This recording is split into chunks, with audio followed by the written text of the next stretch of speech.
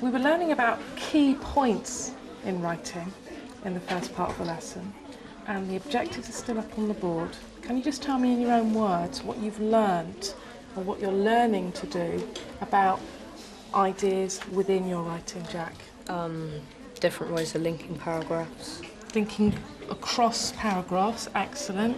Kira? Connecting sentences to each other. Connecting sentences together within paragraphs. What do you remember we begin with? At the start of the paragraph, what are we trying to make at the start of the paragraph? I'm trying to make the point to got a topic for sentence. Any point? It's a point that's similar to the last paragraph.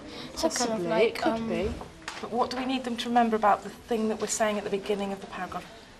We do the topic sentence and then you explain it. Excellent. You need a topic sentence or a main idea, which is then explained further by the rest of the paragraph. And that's what we're going to do now with the financial reasons, which are up on the board. So, you've got a paragraph to write about the financial reasons why we should be keeping books in the library. And just for your benefit, just a quick reminder of the key points. They're cheap, free to borrow, books don't break down, and they're cheap to replace. They're cheaper than computers anyway. Lots of other people earn money from books. We talked about this last week, publishers, illustrators, authors. If they stopped earning money from books because we had fewer of them, then books would become more expensive. We're making a new point for a new paragraph, but I want to remind our readers, that we've made 2 points already. We said, most importantly, books have an educational purpose. Furthermore, they're pleasurable and enjoyable. So I'm going to think of a connective that we haven't already used. We're going to start our paragraph with the word moreover. So we need to say, moreover, books are cheaper than computers. No, I don't think we want to say that. That sounds a bit... It's not very forceful, is it? We need to say something along the lines of, moreover, there are several, I don't just want one, even two or a few, several financial reasons for using books rather than other technology, because that's the whole point of our paragraph.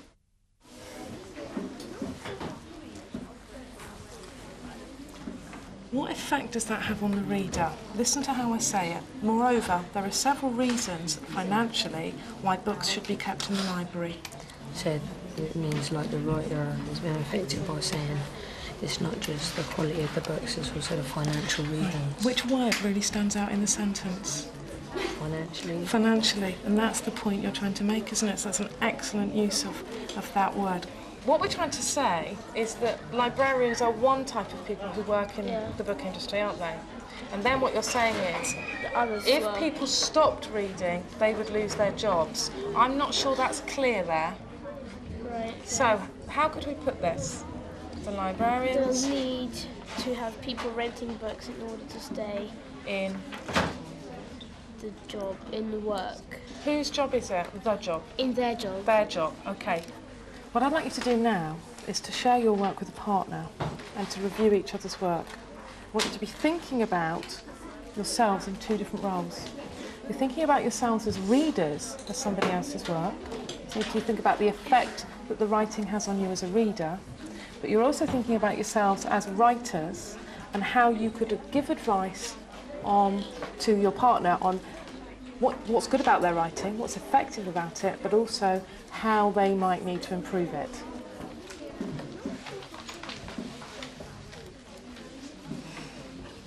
Although there are several reasons financially why books should be kept in a library, which is obvious, isn't it?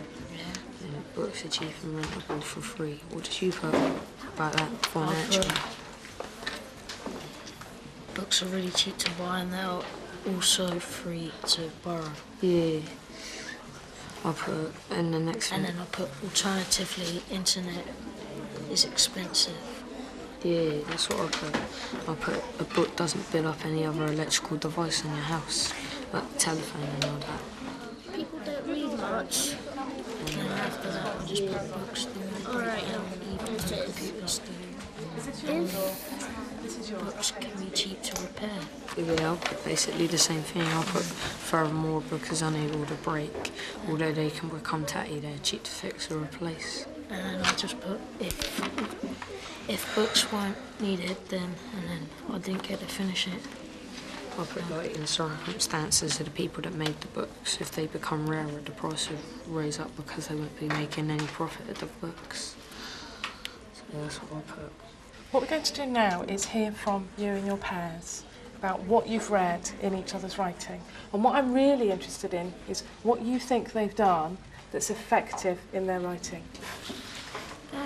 Ricky's paragraph is really mostly all about money, and where they're going to make the prices higher to get the equivalent amount of money that they would have got if they were selling more books. Can you give us an example of what you think was a particularly effective sentence in his writing that gave that idea quite clearly?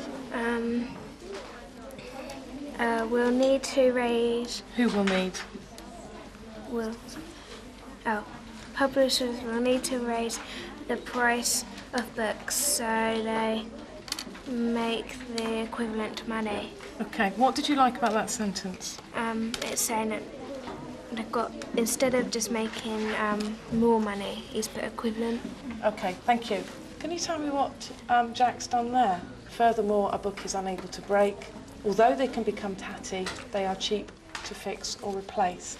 What's Jack done with this subordinate clause, Ricky? Maybe he's put it at the beginning. Okay. What effect does that have on the sentence by putting the subordinate clause at the front? Although they can become tatty, they are cheap to fix or replace. Think about it if you put it the other way around. Books are cheap to fix or replace, although they can become tatty. It makes perfect sense the other way, but it makes more sense when you're talking it.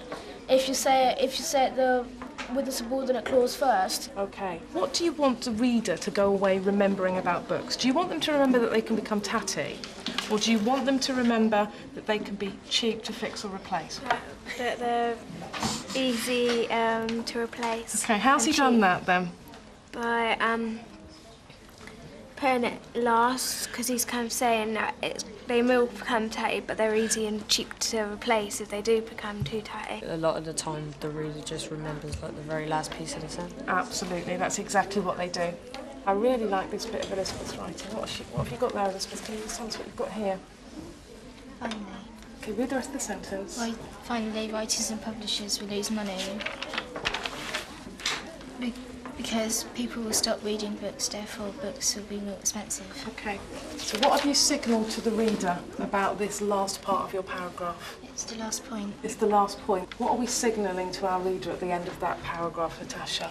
That books will be more expensive in the near future if people don't buy more books. And that's a what? Is it a warning? It is a warning. Isn't it a cause? It's cause and effect. Cause and effect. What's the effect?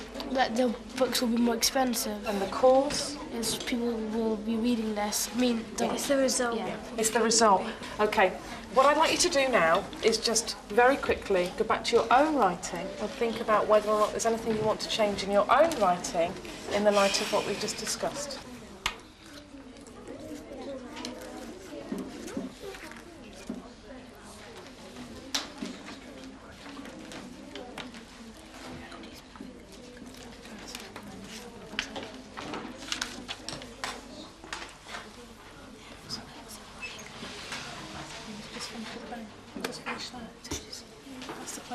Remind me then, what have you learnt today about writing and about, in particular, about how you organise your ideas in your writing?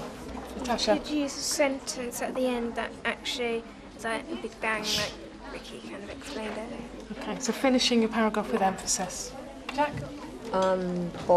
You can learn by embedding the sentence, which could make it maybe slightly more interesting to read. So embedding parts of the embedding information in parts of the sentence, you mean? Yeah. And what effect does that have, sorry? It could be like more appealing to the reader. Excellent. I've learned that all paragraphs start with a topic sentence and a bit of persuasive writing. What comes after the topic sentence? The explanation. Excellent. Kira? Connectives can join like different parts of the sentence together Okay. and finish off the end of the paragraph. Excellent. Elizabeth? Telling someone, the reader, that there's more points after. Signaling that you were going to have more than one. Excellent. Ricky. I'd be like using better my connectives and my conjunctions, thinking about why I should use this one and whether I've used it before. It could sound not quite right if you use the wrong connective in a sentence, so just to make it kind of more grown up. Excellent work today, well done.